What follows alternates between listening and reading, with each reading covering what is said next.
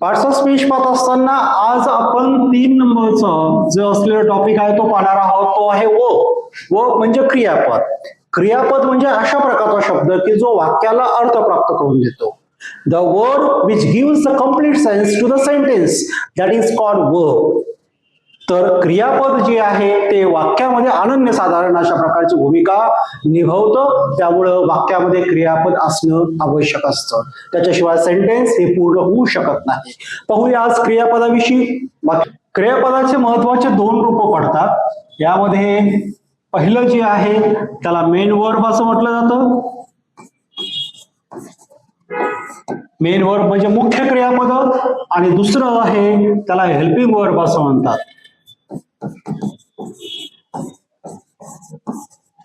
Helping verb म्हणजे सहाय्यकारी क्रियापद. मुख्य क्रियापदाला वाक्य पूर्ण करण्यास जी क्रियापद मदत करतात त्यांना हेल्पिंग वर्ब म्हणजे सहाय्यकारी क्रियापद असं म्हटलं जातं. तर मेन वर्ब मध्ये अशा प्रकारचे असलेले काही वर्ब पाहूया आपण. समजा उदाहरणार्थ रीड असेल, राईट असेल,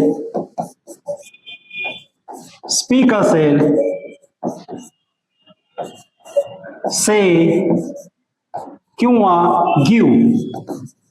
हे जे क्रियापद आहेत हे मुख्य क्रियापदामध्ये यासारखे असलेले जवळजवळ असं म्हटलं जातं.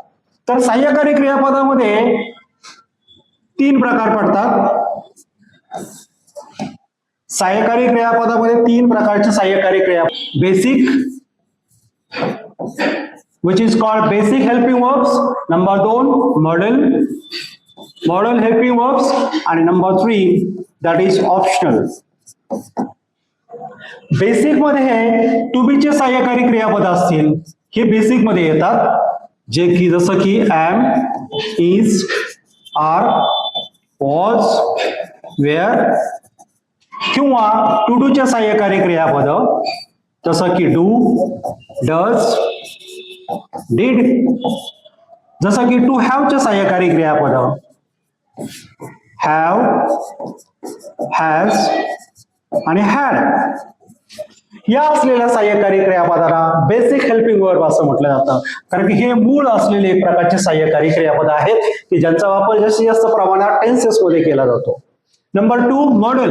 आता मॉडेल असलेले जे हेल्पिंग वर्ब आहेत त्यामध्ये जसं की कॅन आहे, कुड आहे, शाल आहे, शूड आहे, वेल आहे, वुड आहे, मे, माइट आणि मस्ट.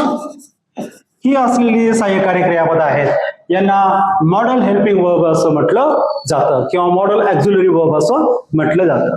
त्यानंतर हे आहेत वर्ब्स, क्रियापद.